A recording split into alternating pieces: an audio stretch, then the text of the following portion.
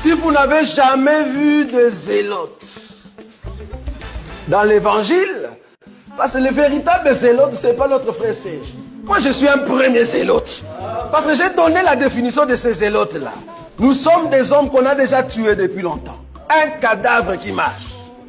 Se détacher de la montagne sans le secours d'aucune main, et qui a brisé le fer, les reins, l'argile, l'argent et l'or. Le grand Dieu a fait connaître au roi ce qui doit arriver après cela. Le songe est véritable et son explication est certaine. Parole du Seigneur. Amen. Nous continuons notre enseignement sur le royaume de Melchisedec, ou soit Jéhovah Tchidkenu, ça c'est le grand thème. Et nous avons pris ces grands sous-thèmes, royaume de Melchisedec. Je vous ai montré que ce royaume de Melchisedec a commencé d'abord à s'établir dans le cœur des chrétiens spirituellement. Et que ce royaume va s'établir sur la terre très bientôt, c'est-à-dire lors du millénium. Quand toi et moi nous allons monter dans la présence du Seigneur et que nous allons revenir pour, au fait, régner sur la terre pendant 1000 ans. C'est là-bas que le règne de Melchisedec va s'asseoir. Pourquoi règne de Melchisedec? Mais parce que le roi qui sera sur le trône, la Bible l'a très bien dit, selon le passage qu'on avait lu, je crois, dans Jérémie 28, c'est ça? Jérémie 23. Voilà, je crois le verset, juste le verset là où on parle de l'Éternel ma justice. Je crois le verset qu'on avait pris là-bas. Le verset. Donc ça, c'était la clé de notre passage pour cet enseignement sur Jéhovah Tchidkenu. Donc le verset que j'ai besoin ici, c'est le verset 6. 6, oui. En ce temps, Oui. Judas sera sauvé. Oui. Israël aura la sécurité dans sa demeure. Très bien. Et voici le nom dont on l'appellera. Oui. L'Éternel, notre justice. Ici, on parle du temps de millénium quand Israël sera dans la sécurité dans sa demeure. Quel Israël? Ce n'est pas Israël que vous voyez aujourd'hui, qui se prépare très bientôt à continuer à raser au fait de Gaza et qui s'est mis en colère contre la France. Pourquoi? Ben, les Français ont dit que d'ici septembre, ils vont reconnaître l'État de la Palestine. Je ne sais pas si vous comprenez ça. C'est très grave. Reconnaître l'État de la Palestine, cela veut dire, toi, Israël, tu dois respecter ce qu'on appelle l'intégrité territoriale. Ah, c'est là. C'est là-bas que la France entre maintenant en fait en conflit avec Israël, sans le savoir.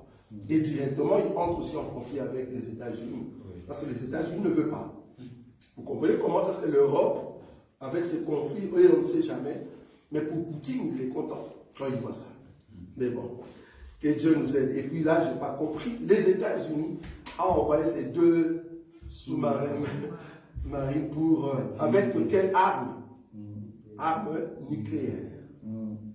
Que Dieu nous garde. Bon, ce n'est pas encore le moment parce que nous, on connaît les temps. Ils ne vont pas frapper avec cette arme nucléaire. Non, ce n'est pas possible. Il va juste intimider. Je vous ai toujours dit, il faut que Trump montre comme étant celui qui vient présenter quoi? Paix et sûreté. C'est lui qui vient avec cette parole-là. Et ce n'est qu'après, là-bas, nous, on verra des choses bizarres. Donc, jusqu'à présent, c'est juste des intimidations, comme il a fait avec l'Iran. Il a intimidé, puis l'Iran dit, ah, ok, c'est bon, c'est bon. On arrête. Et là, maintenant, il va aller plus dans l'intimidation et on va voir qu'est-ce qui va se passer. Donc, ce n'est pas encore les temps de la 3e guerre mondiale, oubliez. Non, la 3e guerre mondiale, bibliquement parlant, s'appelle Armageddon. On n'est pas encore là-bas dans la 3e guerre mondiale. 3e guerre mondiale qui arrive, c'est ce qu'on appelle la guerre d'Armageddon. Ça, on n'est pas encore là parce que nous sommes encore sur terre. Nous devons d'abord partir et nous reviendrons pendant cette guerre-là pour donner la victoire à Israël. Amen. Vous voyez ça? C'est ce que la Bible dit. Okay. Donc je vous ai montré que le royaume de Dieu ne va pas s'installer sur terre si ça ne commence pas au ciel. Je vous ai dit, il y a une pierre qui se détache par rapport à Daniel. Cette pierre, c'est tout un homme et c'est tout un royaume. Mais un royaume qui commence d'abord dans les cieux spirituels.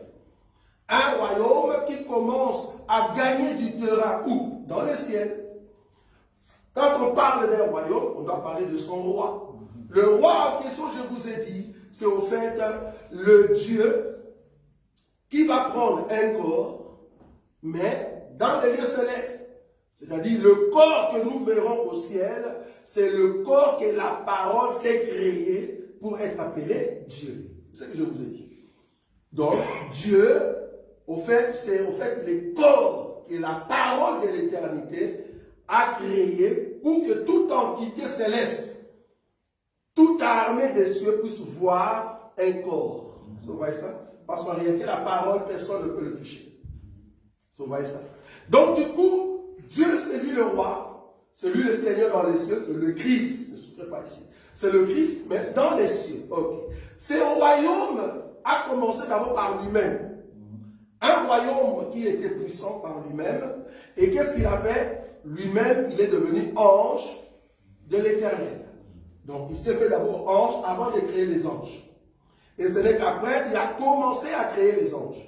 Je vous ai dit, les anges qu'on a commencé à créer, bibliquement parlant, depuis les débuts, avant que toi et moi nous soyons venus dans les temps, ces anges-là s'appellent de séraphins.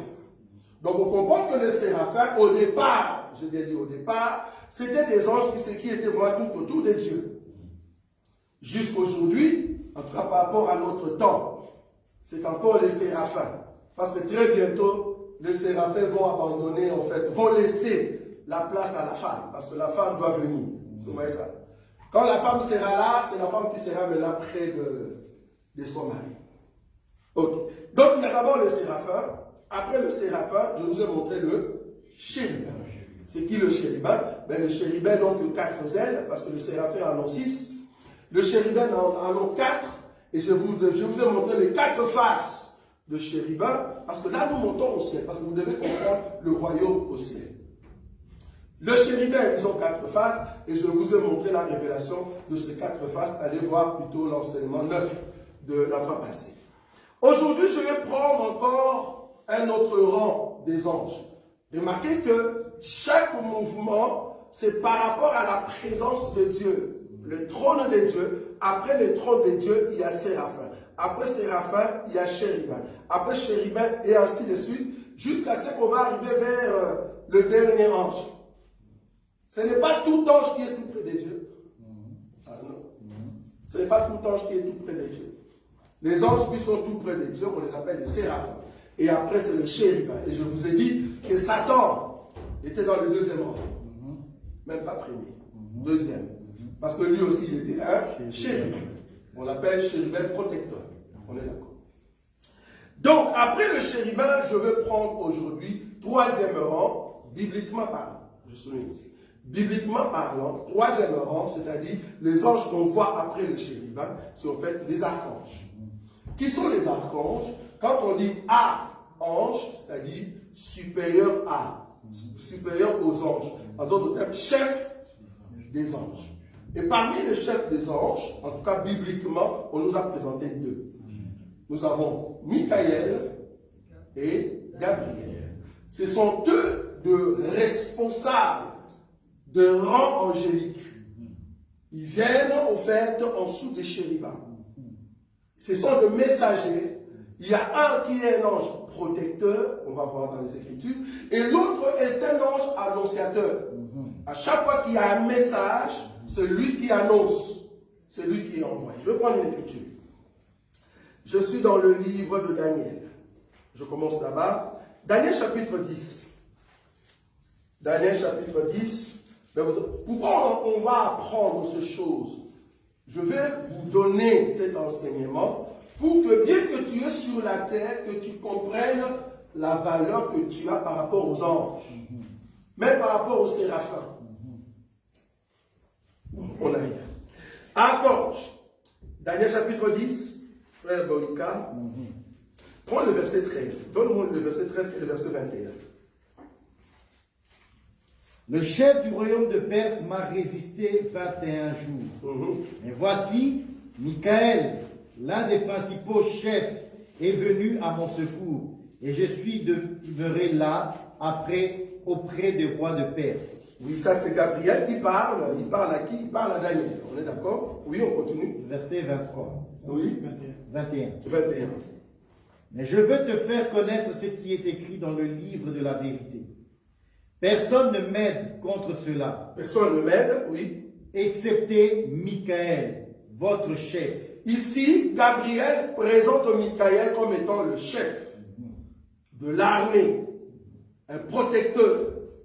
Donc, lui, il a au fait le niveau élevé par rapport aux autres anges. Quand je dis les autres anges, je ne prends pas ici des chérubins. Je bien dit, il est au fait en dessous. Je prends les anges de myriades et de myriades, comme on dit. Mais chaque myriade, il y a un représentant, il y a un chef. Le chef suprême qui dirige au fait ses rangs. C'est ici, par exemple, nous avons Michael. Et il y a Gabriel qui est au fait un annonciateur. Je vais prendre le passage de Gabriel, par exemple, Daniel chapitre 8. Daniel chapitre 8, le verset 16.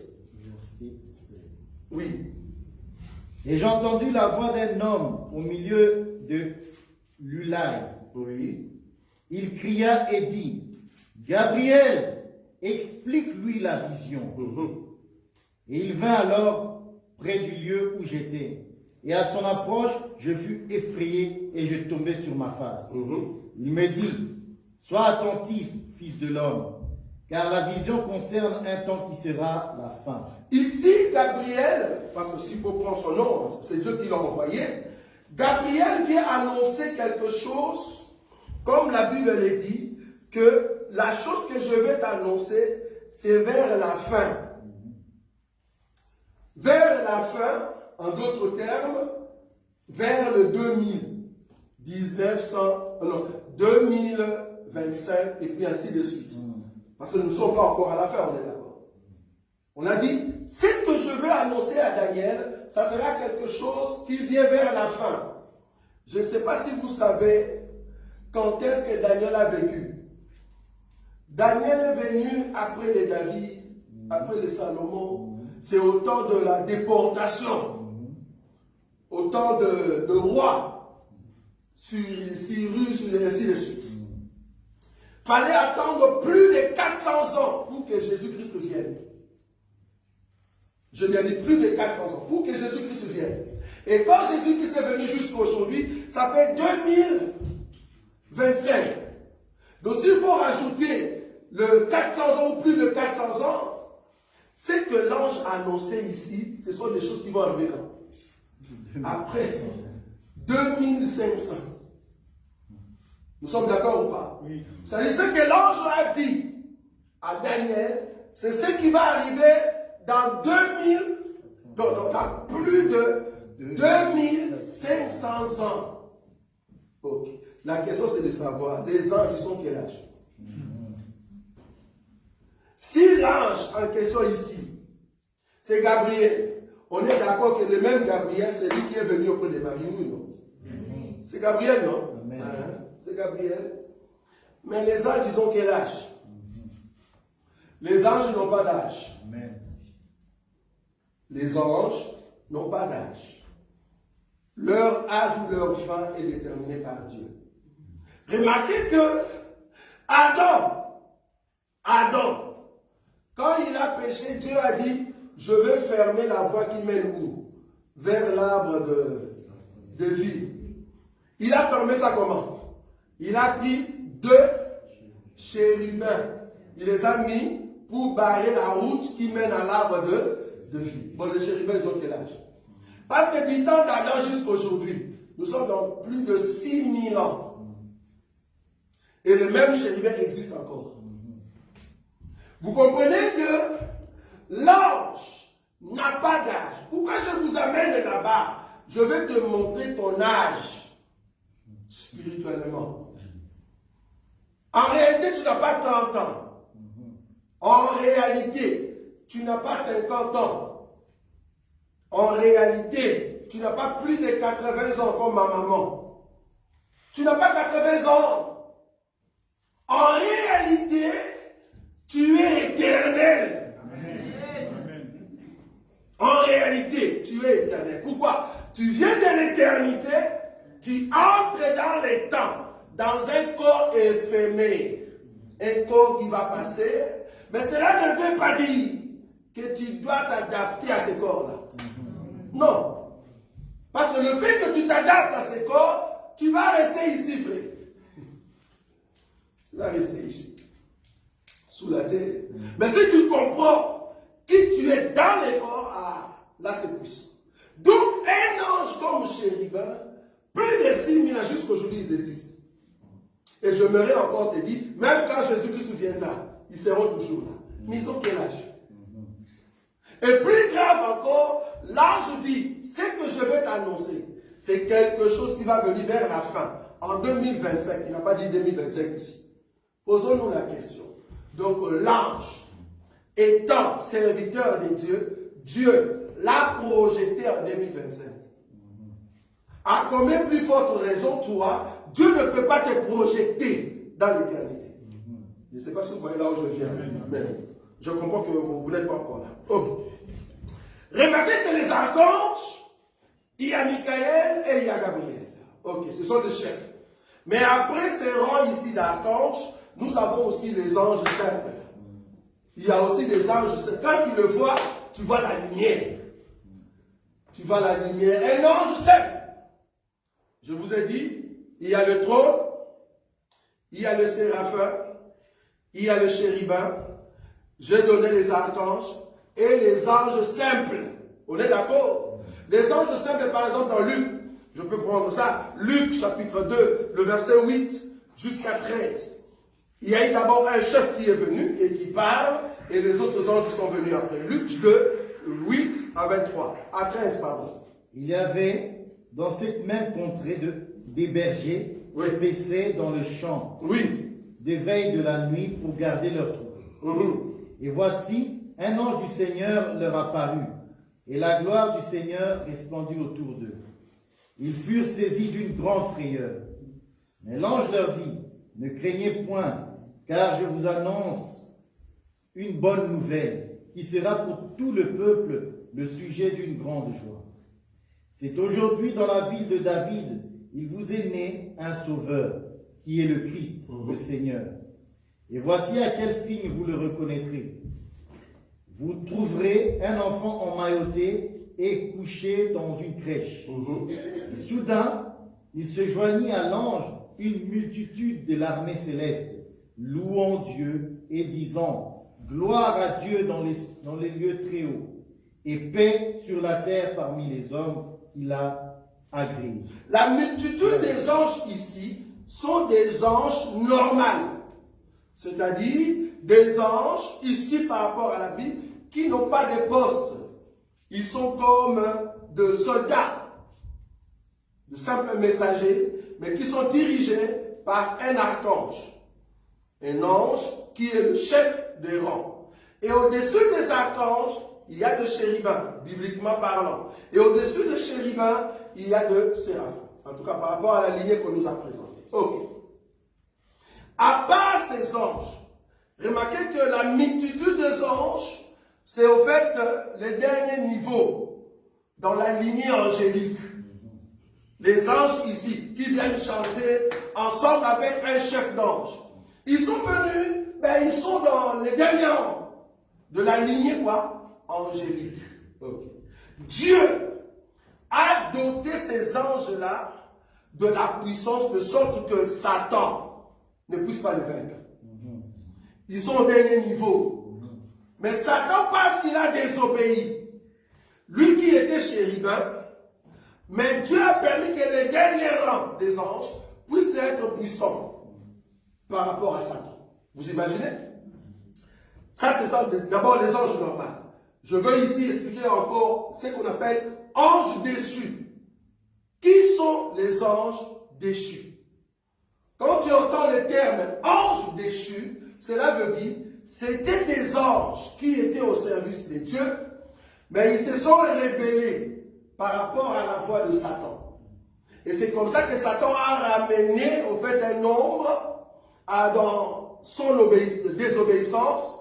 Et c'est comme ça que la Bible dit que Dieu a réservé ce méchant-là pour le jour de la colère.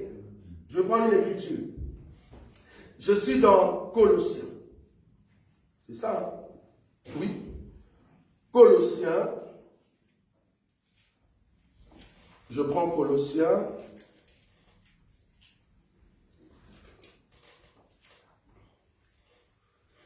Donc je prends dans le livre de Colossiens, je crois que c'est Colossiens 2, là où on parle que Dieu n'a pas épargné, vous voyez cette écriture-là? L'ancien monde pour préserver. Oui, oui. Non, c'est pas Colossiens. C'est 1 Pierre? 1 Pierre ou Jude. Oui, Jude 1,9. Tu peux prendre Jude 1,9. Jude. Oui. Or, l'archange Michel, lorsqu'il contestait avec le diable et lui disputait le corps de Moïse, n'osa pas porter contre lui un jugement injurieux. Mais il dit que le Seigneur te réprime. Eux, au contraire, ils parlent d'une manière injurieuse de ce qu'ils ignorent et ils se corrompent dans ce qu'ils savent naturellement comme les brutes. Malheur à eux, car ils ont suivi la voie de Caïn. Ils se sont jetés pour un salaire dans l'égarement de Balaam. Ils se sont perdus par la révolte de Corée. Ce sont des écueils dans vos agapes, faisant impudemment bonne chair, se paissant eux-mêmes. Ce sont des nuées sans eau, poussées par le vent, les arbres d'automne sans fruits, 2 fois morts déracinés. Tu prends Colossiens 2, Colossiens. chapitre 2, le verset 13. Colossiens 2. Et on descend. Chapitre 2. À partir du verset 13. Verset 13. Vous qui étiez morts par vos offenses et par l'incirconcision de votre chair, il vous a rendus à la vie avec lui, en nous faisant grâce pour toutes nos offenses. Il a effacé l'acte dont les ordonnances nous condamnaient et qui subsistait contre nous. Très bien, continue. Et il a détruit en le clouant à la croix. 15. Il a dépouillé les dominations Oui. et les autorités et les a livrées publiquement en spectacle en triomphant d'elles par la croix. 16. Que personne donc ne vous juge au sujet du manger ou du boire, ou au sujet d'une fête, d'une nouvelle lune, ou des sabbats. C'était l'ombre des choses à venir, mais le corps est en Christ. 18. Qu'aucun homme sous une apparence d'humilité et par un culte des anges ne vous ravisse à son gré le prix de la course, tandis qu'il s'abandonne à des visions et qu'il est enflé d'un vain orgueil par ses pensées charnelles. Ici, Paul mentionne qu'il y a d'autres qui faisaient le culte des anges. Culte des anges, c'est-à-dire, en quelque sorte, ils invoquaient les anges. Mais nous sommes d'accord que nous ne pouvons pas invoquer les anges. Ces anges en question, c'était des anges déchus, de mauvais esprits. Je crois qu'il y a quelque part, la Bible dit, nous n'avons pas à lutter contre la chair et le sang, mais nous avons à lutter contre les dominations, les autorités dans les lieux, les mauvais esprits, c'est ça, hein? Des esprits impurs, dans les lieux où c'est. Donc, il y a 2 esprits. Il y a ce qu'on appelle des anges déchus. Il y a ce qu'on appelle des démons. Démons, ils étaient des anges au départ. Et comme ils ont suivi la voie de la désobéissance, Dieu les a chassés. Mais remarquez que les derniers anges, les derniers niveaux des anges, a le pouvoir sur ces anges-là. A le pouvoir sur la lignée des anges déchus. Même Satan n'a pas le pouvoir de tenir ou de tuer un ange de bas niveau. Vous imaginez ça? Satan n'a pas le pouvoir de les toucher. Ok. Mais ça, c'était le trône, le royaume, avant au fait que l'épouse soit manifestée. Parce qu'il faut comprendre que quand le royaume était au ciel, toi et moi, nous étions en Dieu. Vous voyez ça? C'est là-bas que je viens. Toi et moi, nous étions en Dieu. En d'autres termes, quand les seigneurs plaçaient les rangs angéliques, quand les seigneurs mettaient, au fait, l'ordre dans les cieux, nous étions en Dieu. C'est comme Adam, alors qu'il donnait les noms aux animaux, Ève était où? En Adam. Est-ce que vous voyez ça? Ève était en Adam. Et donc, Ève devait être manifestée après. Fallait que l'homme se sente solitaire, seul, pour que Dieu dise, ah non, voici au fait quelque chose qui manque dans la vie de l'homme. Alors qu'est-ce qu'on doit faire? On va faire que l'homme puisse se coucher. Est-ce que vous voyez ça? Le fait que l'homme n'a pas vu un être qui lui ressemblait. Parce qu'il faut comprendre que Adam, c'est l'image de celui qui est dans le ciel. Quand on dit une image, ça veut dire quoi? Une image veut dire, il y a une réalité quelque part. Il y a une réalité quelque part, et cette réalité, à chaque fois que la réalité bouge, l'image aussi fait quoi? Et ça, vous avez compris ça? Je répète ça.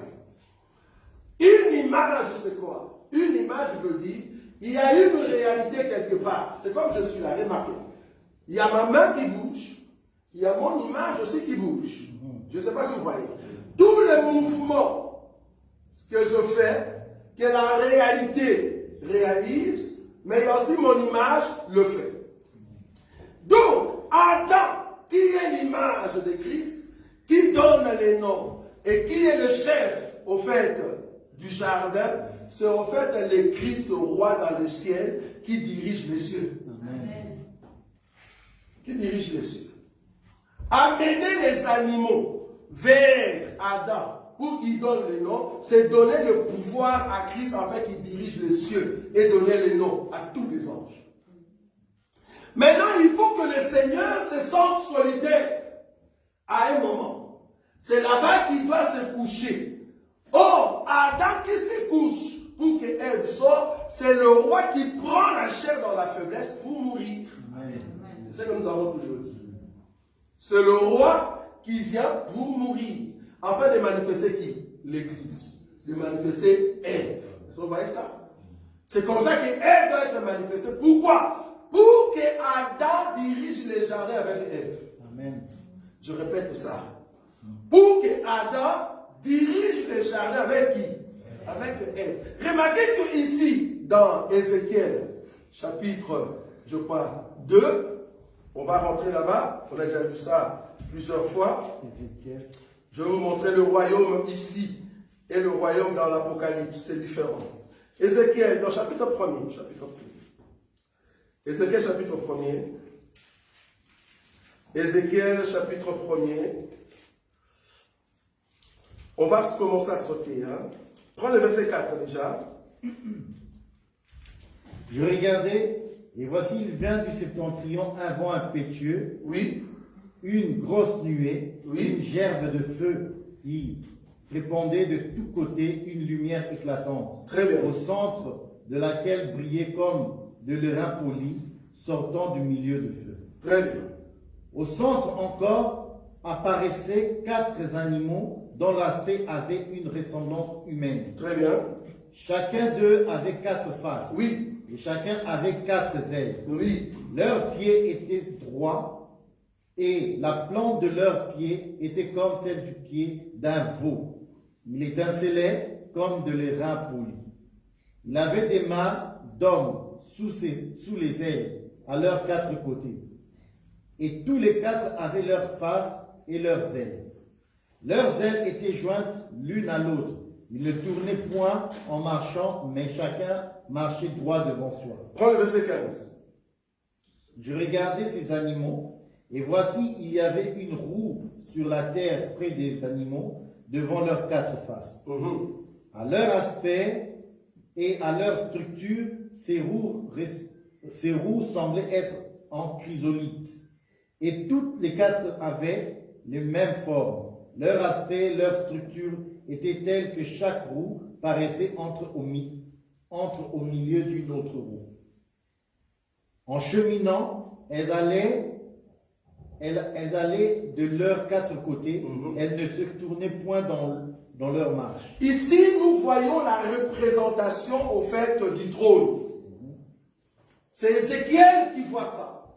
Il voit un trône. À part le trône, il voit de pierres intercédant, tout soit des ardentes, qu'on appelle des séraphins. À part ces pierres-là ardentes, il voit au fait des chérubins.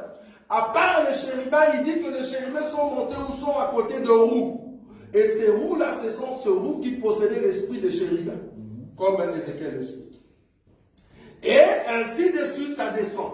Maintenant, si tu vas dans d'autres écritures, tu peux compléter les rangs angéliques que Ézéchiel présente. Remarquez que ici, on ne nous a pas présenté au fait la femme. En d'autres termes, le 24 vieillard. Ici, les 24 vieillards ne sont pas là. Ézéchiel, quand il a parlé ici, il n'a pas parlé de 24 vieillards. Et remarquez que les anges qui sont là, il y avait un seul trône. Il n'y en avait pas plusieurs. Il y avait un seul trône. Et ce trône-là, celui qui était assis, c'est Dieu lui-même. On est d'accord. Mais remarquez maintenant dans l'Apocalypse. Apocalypse chapitre 4, ce qui fait la différence. Apocalypse chapitre 4, à partir du premier verset. Après cela, oui, je regardais, et voici une porte était ouverte dans le ciel. Oui. La première voix que j'avais entendue, comme le son d'une trompette, et qui me parlait, dit, monte ici, et je te ferai voir ce qui doit arriver dans la suite. Ici, je vous avais dit que Jean, qui voit cette vision, c'est au fait de Jean qu'on amène dans l'enlèvement. C'est-à-dire Jean qui monte en enlèvement, et Dieu veut lui montrer ce qui va arriver par la suite. Donc les gens qui montent ici, c'est Jean Église. On est d'accord? C'est Église qui monte. Ok. Remarquez maintenant comment est-ce que le trône se présente. On y va? Qu'est-ce qu'il voit? Aussitôt je fus ravi en esprit. Oui. Et voici, il y avait un trône. Il y avait d'abord un trône. Oui. Un trône dans le ciel. Oui. Et sur ce trône, quelqu'un était assis. Très bien. Lui qui était assis avait l'aspect d'une pierre de jaspe. Très bien. Et de sardoine. Tout ça, on a déjà expliqué, oui. Et le trône était environné d'un arc-en-ciel semblable à de l'émeraude. C'est-à-dire Judas. J'avais expliqué ça, émeraude. Je ne sais pas si vous vous rappelez. J'avais dit que l'arc-en-ciel en question en forme d'émeraude, cela veut dire Judas. C'est Judas qui est assis sur le trône parce qu'il veut maintenant commencer à diriger. Ça va? On avait déjà dit. Oui. Autour du trône, je vis 24 trônes. Ah, là ça change. Donc à part le trône de Dieu, ici maintenant Jean, parce qu'il monte à l'enlèvement, juste après le trône de Dieu, qu'est-ce qu'il voit? 24 trônes. Alors que Ézéchiel, il a vu le trône, juste après le trône, il voit le séraphin. Même Ésaïe chapitre 6. Le premier verset jusqu'au 3. C'est la même chose. Parce que là, nous étions dans l'ancien temps. Parce que l'église n'est pas encore montée. Quand nous allons monter, le trône de Dieu va changer. Donc nous serons avec l'élément qui change le trône de Dieu. C'est ça qui fait la différence. Ésaïe chapitre 6. L'année de la mort du roi Osias. Oui. Je vis le Seigneur assis sur un trône très élevé. Oui. Et les pans de sa robe remplissaient le temple. Très bien. Des séraphins oui. se tenaient au-dessus de lui. Oui. Ils avaient chacun 6 ailes. 2 dents, ils se couvraient la face. Oui. 2 dents, ils se couvraient les pieds. Et 2 dents, ils se servaient pour voler. Donc ici, Ésaïe voit la même chose avec Ézéchiel. C'est-à-dire, après le trône, c'est le séraphin. Mais là, nous sommes au temps où l'église n'est pas encore montée. Mais quand nous allons monter, le trône de Dieu va changer. C'est-à-dire, après Dieu, c'est au fait nous. Amen. Ça ne sera pas les séraphins. Donc dans la lignée royale, dans la lignée du trône de Dieu, il y aura Dieu et il y aura nous. Alors que comprenez une chose, bien que nous sommes sur la terre, nos places se préparent. Parce que le roi, quand il était sur la terre, il a dit, il est avantageux que je puisse m'en aller et vous préparer quoi? La place en question, c'est le trône. Jésus est monté pour préparer la place à la reine qui arrive pour changer l'histoire. Parce que très bientôt, il y aura la femme de Christ à côté du Seigneur. Cette femme ne sera pas debout. C'est une femme qui sera assise. Comme l'époux aussi est assis. Peut-être que tu ne l'as pas vu. De la même manière que Dieu est assis sur un trône, remarquez que le deuxième trône, ça sera pour la femme. Mais depuis l'éternité, il n'y a aucun ange qui est assis sur un trône. Amen. Depuis l'éternité. Il n'y a aucun ange qui est assis sur le trône, à part Dieu lui-même, l'ange de l'éternel. Maintenant, la deuxième personne qu'on voit assis au ciel, ça sera moi. Je répète. La deuxième personne qui sera assise au ciel, ça sera l'Église. Donc, l'Église assise, c'est là où que nous avons l'autorité du mal. Oh, c'est grave ça. Donc nous avons, au fait, l'autorité du mari. Est-ce que vous comprenez ça? En d'autres termes, nous aussi, nous dirigeons. J'ai bien dit que dans l'ancien temps, il y avait Dieu, Séraphin, Chérubin, Archange et les anges. Et puis en dessous, les anges déchus. Vous avez vu ça, non? Amen. Mais alors qu'ici, Jean, la façon qu'il voit le trône, il dit là, nous, Église, nous serons, il y a Dieu, après c'est nous. Amen. Après nous, il y a les séraphins. Après les séraphins viennent les chérubins. Après les chérubins viennent les archanges. Après les archanges viennent les anges normaux ou normaux. Après les anges normaux, en dessous là-bas, Satan et ses anges. Maintenant, si toi, tu ne connais pas ta valeur, là où Dieu t'a placé, mais tu commences à prier les anges. L'ange a besoin de prendre ta place. En réalité, l'ange. Il a besoin d'avoir ta place, mais il ne peut pas. Voilà comment c'est Dieu élève l'homme qu'il a aimé. Il élève tout près de lui. Vous voyez ça? Quand la Bible dit, j'ai vu Dieu qui a dit à mon Dieu, assieds-toi à mes côtés jusqu'à ce que je fasse de tes adversaires ton marchepied. Cette écriture, c'est par rapport à Christ. Or, nous, étant les corps de Christ, c'est aussi pour nous. Voilà. Parce qu'en réalité, c'est Dieu qui va nous faire asseoir à côté pour que nos ennemis soient notre marchepied. Même les démons.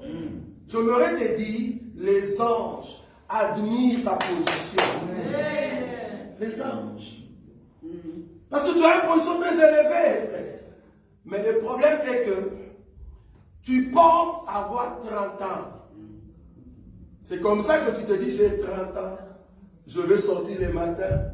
Je vais rentrer les soirs. Je vais manger le fou. Tu vois, tes pensées là.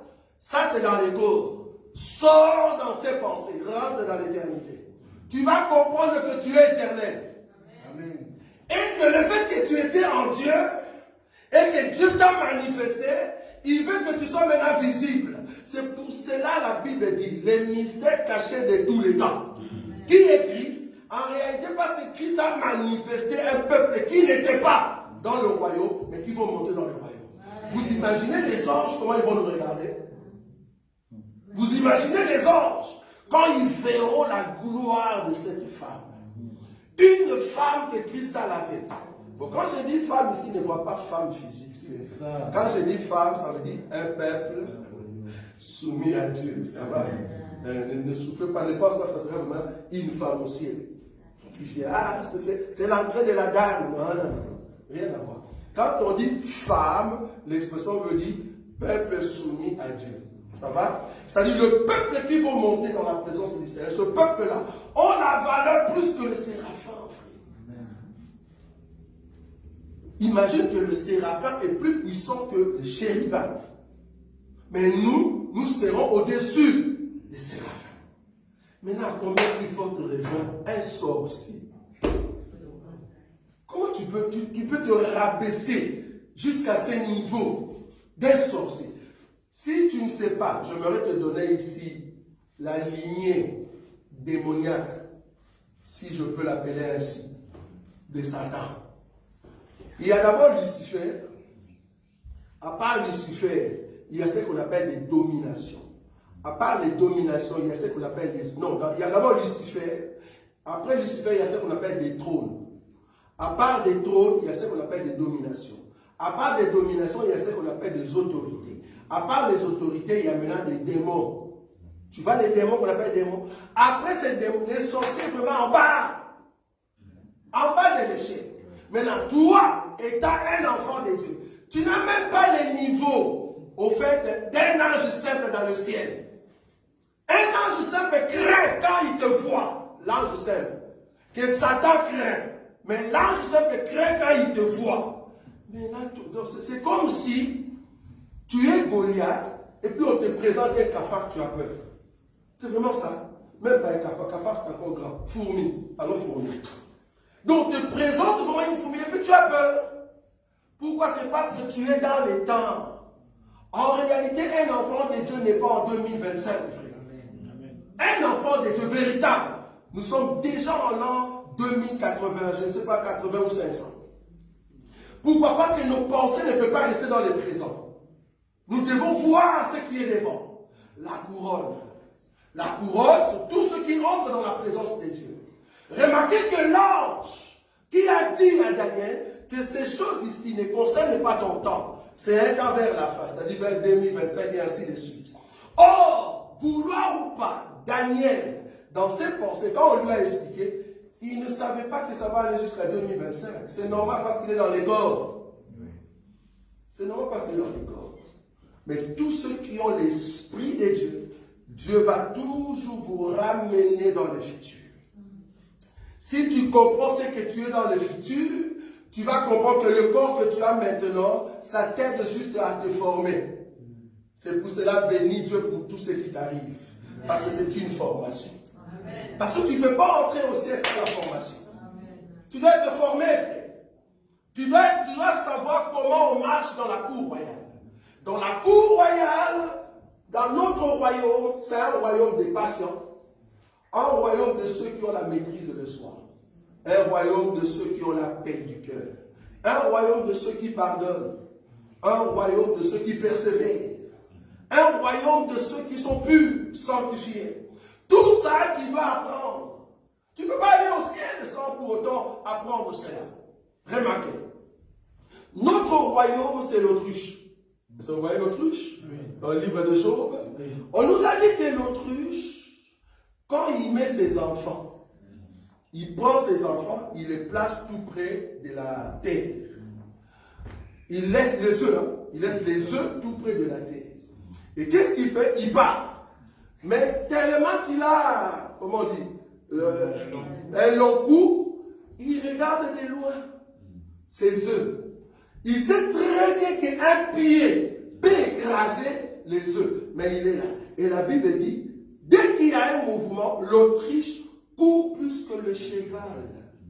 C'est ça que la Bible dit. Notre Dieu, il sait très bien qu'on nous envoie sur la terre, il y a Satan qui dirige. Il sait très bien. Mais parce qu'il a un long cou, il voit de loin. S'il y a un serpent qui vient, il vient avec ses pattes, il écrase. S'il voit le cheval, il va courir plus que le cheval. Vous imaginez? Juste pour protéger quoi? Les œufs. Pourquoi il nous a placés sous la terre? La Bible dit, c'est à cause de la chaleur du sol. C'est-à-dire, le sol permet, ou la chaleur du sol, permet à ce qu'il y ait éclosion, c'est ça? Éclosion des œufs, et c'est comme ça que le petit naisse. Donc sur la terre, nous sommes venus pour être formés de Dieu. C'est la formation qui va nous amener au ciel. Donc, dans la lignée angélique, en réalité, nous sommes en deuxième place. Après Dieu, c'est moi, frère. C'est-à-dire, si tu veux voir Dieu, toi c'est la fin. Quand je serai dans la présence de Dieu, la gloire de Dieu me prend directement. Directement. Donc, si tu entres dans cette pensée, en réalité, tu ne peux plus avoir peur des démons. Tu ne peux plus avoir peur de la mort. Je ne sais pas si vous savez que la mort, c'est un démon. Ça, vous ne savez pas? Oui. La mort, c'est un démon. C'est tout un esprit, la mort. Et cet esprit-là, tu ne peux pas le chasser. J'ai vu quelqu'un qui a chassé l'esprit des morts. Tu vas le chasser pour aller où? Tu vas les lier. Non. Que Dieu pardonne d'autres pasteurs. Ils ont dit, nous lions l'esprit des morts. Est-ce que tu comprends que quand tu lis l'esprit des morts, c'est-à-dire que tout le monde reste éternel? Nous lions l'esprit des morts. Nous allons les consumer. Envoyez le feu sur l'esprit des morts. Vous imaginez si vous envoyez le feu sur l'esprit des morts, c'est-à-dire nous tous, nous restons éternels, oui ou non? Mais il y a personne qui va mourir. Selon l'Écriture, je vais prendre l'Apocalypse. Apocalypse chapitre, est-ce que c'est 19 ou 20? C'est 20. Je prends Apocalypse chapitre 20, le verset 13 jusqu'à 15. La mer rendit les morts Oui. qui étaient en elle. Oui. La mort et les séjours des morts rendirent les morts qui étaient en eux. La mort et le séjour de mort rendit, c'est-à-dire, c'est vraiment des esprits et qui sont venus dire à Dieu, ok, voilà les morts que nous avions retenus. Ils sont là. Ok? Continue. Et chacun fut jugé selon ses œuvres. Oui. 14. Et la mort et les séjours de mort furent jetés dans les temps de feu. Ah, donc eux aussi, on les jette dans les temps de feu. Ce sont des esprits. Et je me te dis, quand on parle de cette mort, la mort a le pouvoir sur nous parce que nous avons encore un corps de terre. Vous voyez ça? Le fait que nous avons un corps de maladie qui est constitué de la terre, c'est là-bas qu'il a encore le pouvoir sur nous. Mais en réalité, la mort n'a pas le pouvoir sur nous. Amen. C'est normal parce que nous sommes encore à l'école. C'est normal parce que nous passons encore dans des épreuves. Mais en réalité, la mort n'a pas le pouvoir sur un enfant de Dieu. Je parle ici de la mort éternelle. La mort éternelle. Un enfant de Dieu, en réalité, ne meurt pas. Pourquoi je dis cela? Parce qu'un enfant de Dieu, ce n'est pas ce que je vois ici. Un enfant de Dieu, c'est ce qui est à l'intérieur. Ce qui est à l'intérieur ne meurt pas, frère. Or, le corps que tu as, les 45 ans que tu as, c'est juste le temps de l'école de Dieu. Et quand Dieu va décider pour dire que voilà, ton diplôme est là, tu as réussi, maintenant tu peux te reposer, tu te reposes, c'est-à-dire tu sors de cette école parce qu'il y a une autre école qui arrive. J'aimerais dire à quelqu'un, après la terre, il y a une autre école qui arrive. Amen. C'est une école de gloire, école des hommes puissants. École de ceux qui sont en 2000 combien? Je peux donner combien? 2085. 2500. Nous sommes déjà en 2500. Par exemple, moi je vis déjà en 2500. Jésus, qui est le Christ, a dit à Abraham, j'aime toujours ça, je suis parti vérifier ça. Moi je croyais que c'était 400 ans en fait. Jésus a dit, en tout cas je pense que je dis Jésus-Christ, vous comprenez. Oui. Il a dit à Abraham que tes enfants seront esclaves dans un pays, mais moi, je viendrai les libérer à la 4e génération. J'ai calculé quand est-ce que 4 générations se sont écoulées. C'est depuis Joseph est entré en fait en Égypte. Il fallait compter maintenant 400 ans, plus les 30 ans. C'était 430 ans. Et c'est comme ça qu'ils sont sortis, d'accord? Mais vous oubliez d'Abraham à Joseph. Allez calculer. D'Abraham à Joseph. Avant de calculer les 430 ans, d'abord d'Abraham à Joseph, ça fait plus de 300 ans. Donc Dieu, le Christ, il a déjà vu Moïse à l'espace de 700 ans. Mais non.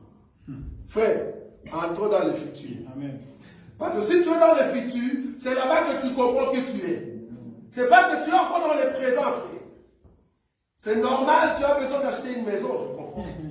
C'est normal, tu as besoin d'acheter des avions, c'est normal. Mais je me te dit, ces avions vont rester. Viens avec nous dans 2500. Parce que voulant ou pas, Dieu est déjà dans 2500. Toi et moi, nous sommes en retard. Au fait, quand Dieu revient dans les temps, c'est au fait les soleils qui reculent de 10 degrés. Je répète. Quand Josué voulait combattre, Josué dit, soleil, arrête-toi. C'est ça, non? Lune, arrête-toi. Ok. On a l'explication dans la révélation de soleil qui s'arrête et qui recule.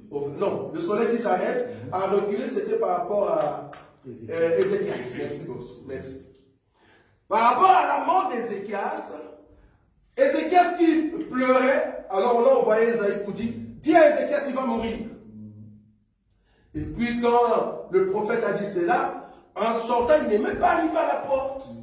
Ézéchias qui pleurait, Dieu dit, ah non, prophète, rentre, dis à Ézéchias qu'il ne mourra pas. Je rajoute encore quelques années, c'est ça, combien? 15 ans. Et puis, regarde comment le langage du prophète. Il dit, est-ce que le soleil peut reculer de 10 degrés? En d'autres termes, le soleil était déjà passé. Nous étions déjà arrivés à 12 heures. Le soleil était, comme on dit, au zénith. Mais Dieu dit non, soleil, rentre un peu en arrière. En réalité, le soleil en avance. Mais il rentre en 2025 juste pour te dire, qu'est-ce que tu fais dans le péché, frère? Pourquoi tu continues dans le péché? Nous, on t'attend là-bas. Là-bas, dans ce monde-là, on te voit grand. Mais toi, ici, tu continues encore dans de faux péchés. Là-bas, dans ce royaume-là, on te voit puissant. Plus que le président de ce monde. Je ne sais pas si vous savez le corps que nous aurons quand nous allons revenir. Je ne sais pas, est-ce que tu sais le poste que tu auras quand nous allons revenir au millénium? Dieu nous voit là-bas. Mais toi, tu te vois ici, dans le présent, dans des péchés inutiles, quoi. Des péchés de TikTok. Tu vois? Un péché bizarre, TikTok. Donc tu restes jusqu'à 2 heures du matin sur TikTok. Tu perds tout ton temps pour rien. Le péché des discussions. Ah, il a tué sa femme. Non, il n'a pas tué sa femme. Ah, il avait amené pour les bébés. Ah non, ce n'était pas les bébés. C'était... Mais tu restes là-bas, mais on vous voit en 2500. On nous voit en 2500. En 2500, nous sommes des responsables puissants. Amen. Et celui qui nous envoie, ce n'est pas un président, c'est un roi. Roi éternel. Amen. Qui vient de l'éternité et qui part à l'éternité. Et c'est là-bas que tu prends des postes. Si seulement nous pouvons entrer dans le futur. Comme je dis toujours dans ma prière, Dieu est déjà passé par ici. Quand Dieu est passé par ici, Daniel était encore sur la terre. Toi et moi, nous n'étions pas là. Dieu était déjà passé par ici. Depuis le temps de Daniel. Maintenant, Dieu est en avance. Nous, on vient d'arriver sur la terre. Mais en réalité, nous sommes avec Dieu là-bas. Maintenant, pour atteindre Dieu, en toi-même, tu dois avoir la formation de vaincre le péché. Amen. De vaincre le mal. C'est comme ça que tu vas aller de l'avant. Sinon, tu vas mourir dans les temps. Tu vas mourir dans les temps. Oh, que Dieu nous aide. Amen. Donc, n'ayez pas peur de Satan. N'ayez pas peur des démons. N'ayez pas peur des sorciers. Non! Ils n'ont pas le pouvoir. Au fait, c'est parce que tu ne sais pas qui tu es. La position que tu as devant Dieu. Ta position, c'est pour régner et diriger les jardins ensemble avec Adam. Dieu t'a créé, il t'a amené sur terre parce que tu dois régner sur les anges. Ne savez-vous pas que vous allez juger les anges? C'est la Bible qui l'a dit. Amen. Les anges que nous allons juger, c'est Satan et ses démons. Amen. Nous allons les juger. Parce que les 2 personnes assises dans le royaume des cieux, c'est Dieu et nous. Seulement ceux-là qui vont en fait juger tout ce qui reste sur la face de la terre. Donc, comme nous avons compris la lignée angélique et surtout la place de l'Église, maintenant nous allons voir l'établissement de ce royaume-là sur terre. Parce qu'en réalité, nous sommes sur terre, mais pourquoi nous devons aller au ciel? Nous devons aller au ciel parce qu'on doit nous apprendre comment se comporter dans la cour royale, mais au ciel. Et là, ça ne sera pas devant tout le monde. Ça sera maintenant au ciel. C'est là-bas que le Seigneur veut nous montrer en fait sa force. Parce qu'il a dit, là où je serai, je veux que vous y soyez aussi. Vous voyez ça? Donc nous voulons voir en fait les chambres de Salomon. Nous étant la reine de Saba, nous voulons voir les chambres de Salomon. Parce que nous sommes venus, nous avons écouté la sagesse de Salomon, l'enseignement. Maintenant, nous voulons voir sa maison, la beauté de la maison royale. Et c'est comme ça qu'en en prenant cela, et nous aurons maintenant des postes, mais ça sera ici sur terre. La capacité que Dieu va nous donner, c'est au fait, de la même manière que lui, il a pris un corps qui n'avait plus le pouvoir de mourir, c'est le même corps qu'il va nous donner quand nous allons revenir.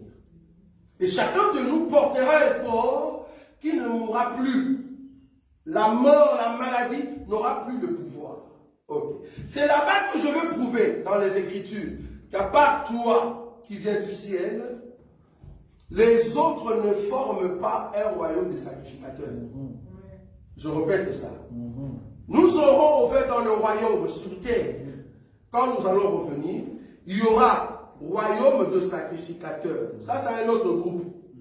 À part le royaume des sacrificateurs, il y a un autre groupe qu'on appelle des ressuscités. Ça aussi, c'est un autre groupe. À part les ressuscités, qui ont goûté à la mort et ils sont ressuscités, il y a encore un autre groupe qu'on appelle le rescapé. Et ils n'ont jamais goûté à la mort. Ce sont des hommes normaux. Parce que quelqu'un nous a dit, est-ce que pendant les milléniums, on aura des enfants? Nous, non. Oublie. Et d'ailleurs, tu n'en auras pas besoin. Parce que ton corps n'a pas de désir. Ton corps n'a pas de désir. Mais par contre, le rescapé et les ressuscités, c'est différent. Ce sont eux qui auront, au fait, ces désirs. Parce que ça sera des hommes. Parce que dans ces temps-là, il y aura toujours la protection. Vous voyez ça? Ça, maintenant, on verra prochainement. Que Dieu vous bénisse.